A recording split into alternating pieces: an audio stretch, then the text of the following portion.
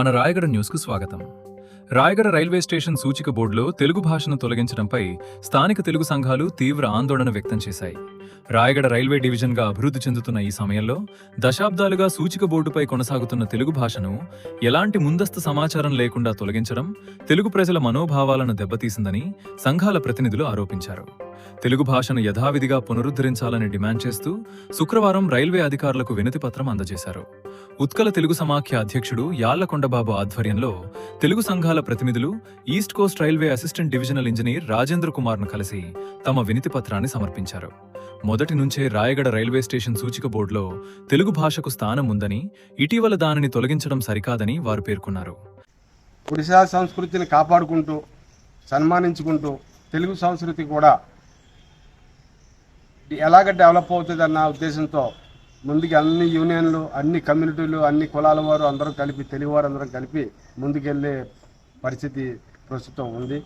ఈ మధ్యన Rayagada railway station బోర్డులో 4 భాషల్లో ఉండేది. ఇప్పుడు ఒరియా, ఇంగ్లీష్, హిందీ, తెలుగులో ఈ మధ్యన తెలుగు అక్షరాలు తొలగించబడ్డాయి. చాలా బాధాకరమైన విషయం. మేమందరం కూడా మా రాయగడలో ఉన్న మా సోదరులు, తెలుగు సోదరులు అందరూ కూడా ఏడీఎన్ గారి దగ్గరికి వచ్చి మేమందరం కూడా అన్ని అసోసియేషన్ ద్వారా లెటర్లు ఇచ్చాం. తెలుగు ఆ బోర్డులో తెలుగు అక్షరాలు కూడా జతపరచండి. ఇంతకుముందు ఎలా బోర్డు ఉండేదో అలాగే మీరు చేయించండి. మా తెలుగు సంస్కృతి మాకు ఇచ్చే గౌరవం, తెలుగు ప్రజలకు ఇచ్చే గౌరవం మీరు ఎలాగా కాపాడతారని చెప్పి రిక్వెస్ట్ చేయడం జరిగింది. ఆయన కూడా డిఆర్ఎం గారికి నేను ఫార్వర్డ్ చేస్తాను లెటర్లన్నీ కూడా.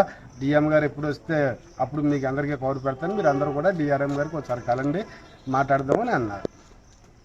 రాయగడ సరిహద్దు ప్రాంతం కావడంతో వేలాది మంది తెలుగు ప్రజలు, ప్రయాణికులు ఈ స్టేషన్ను వినియోగిస్తున్నారని, అందువల్ల సూచిక బోర్డులో తెలుగు కొనసాగించడం అవసరమని వివరించారు.